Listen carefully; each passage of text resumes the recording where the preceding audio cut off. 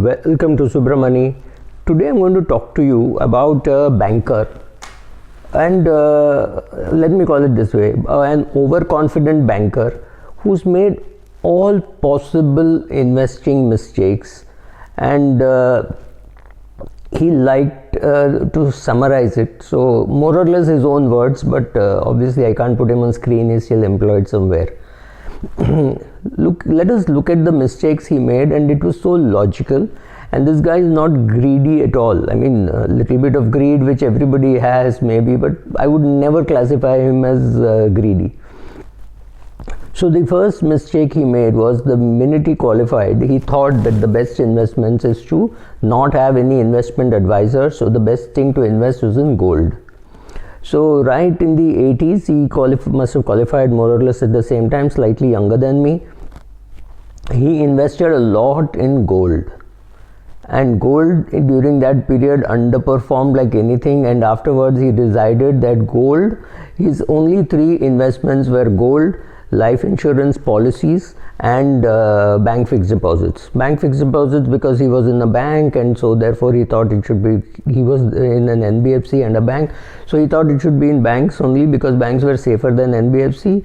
His father was also a very banking oriented, PSU oriented person, so all his money was there, most of his money was there, and whatever had to be invested only in LIC because LIC was government. So he had LIC policies, he had savings bank account interest and fixed deposit interest. That was only income for him.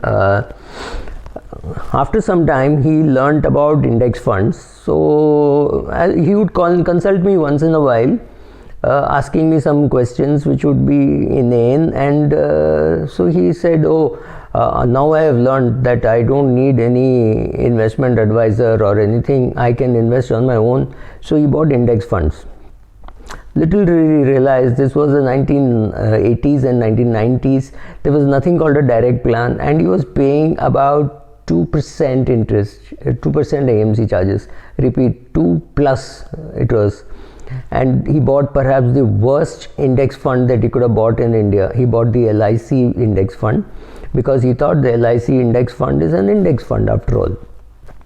Even today, the LIC index fund is way high cost compared to many other funds, right? I think the regular plan of LIC is more than 1% per annum. Why would you pay so much of AMC charges for an index fund? You don't need to. You can go for cheaper funds. He didn't know that. He didn't know there were other funds which were better. So he was stuck in this index fund for a long time.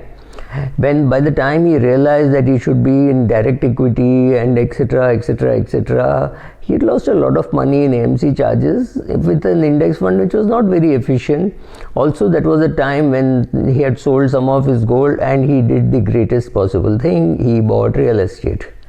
Again, perhaps at the highest price in the worst cities of the country. By this time, he had left his Chennai abode and gone out. He'd gone to Mumbai, he had gone to Delhi. So he bought small properties in Delhi and in Mumbai, borrowing up to his eyebrows, right?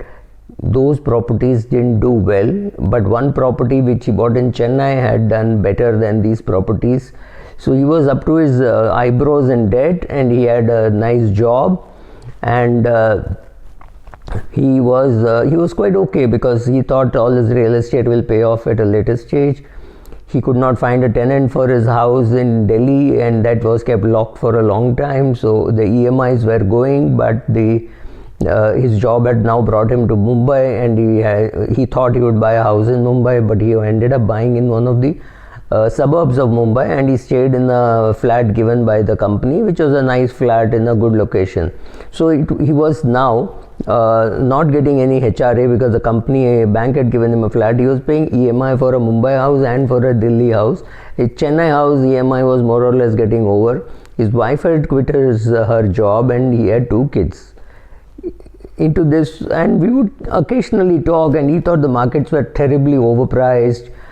Maybe this was 2004, 2005. So whatever money he had in some other index funds, etc., and some direct equity. By this time, his NBFC had given him some shares, but his bank had given him some shares of another company. So some of those shares had done well, but as usual, our man panicked. I think 2004 or 2005. I remember he called me and said, the market is terribly overpriced. My share prices have doubled. I think I should get out. What do you think? And I had no point talking with him because he would anyway have done the decision already. He was just asking me for ratification. I hate such phone calls. I did not even, I said, yeah, I think market has gone up too much. To me, it didn't matter what he was doing because he was a friend and not really a person who would hold me by my advice. And advice he was not seeking. He was only seeking a ratification of what he was doing. So I said, yeah, maybe you should sell off.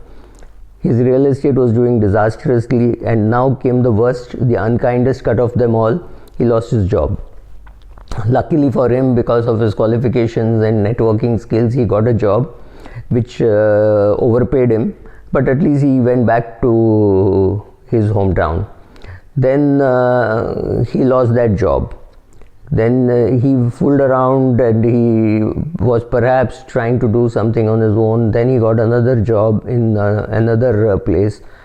But amongst all this, his investments and equities had come down to zero because he thought even now during the COVID panic, I think March, April, he sold off all his equity, whatever was there. I don't think it would have been more than 20% or 15% of his portfolio.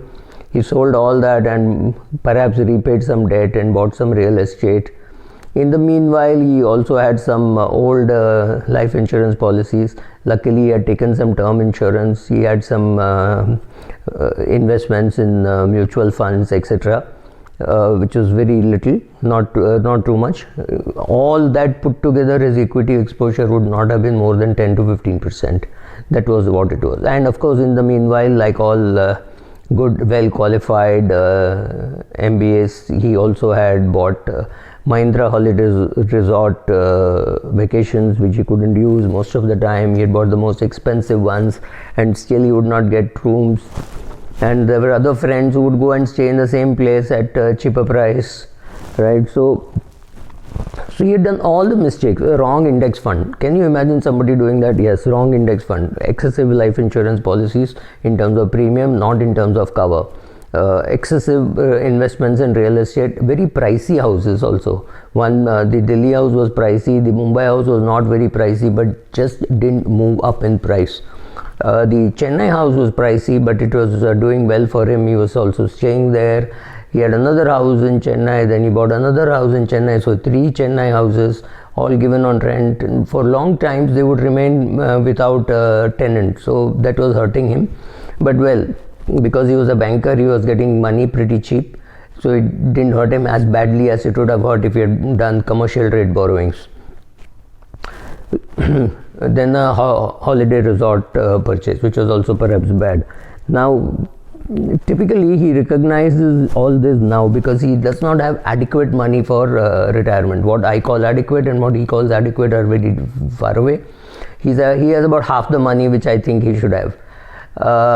He realizes that he should have invested more in experiences than in assets. He realizes that he was overconfident and it was absolutely necessary for him to seek advice.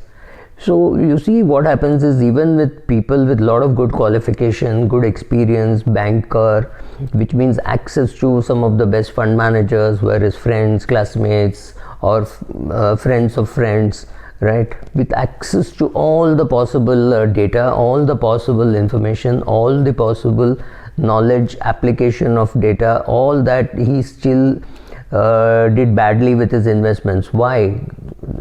I can think of only one thing: overconfidence bias. I am so well educated, I can read, I can understand, and I can do whatever I think, and I will not be wrong. Now, when I tell somebody get a term insurance, he goes and gets a term insurance with return of premium. It makes no sense. When I say get an index fund, you get the worst index fund. Again, doesn't make sense. You have to know the basics. When I say get a term insurance, I'm assuming that you know how to buy term insurance. If you don't, please get an advisor even to buy term insurance. Don't buy term insurance with return of premium. Don't buy term insurance just because the guy came to your house. It's much cheaper to buy term insurance online.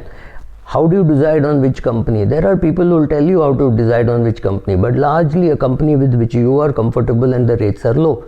But if you don't know, please seek advice. Don't just sit there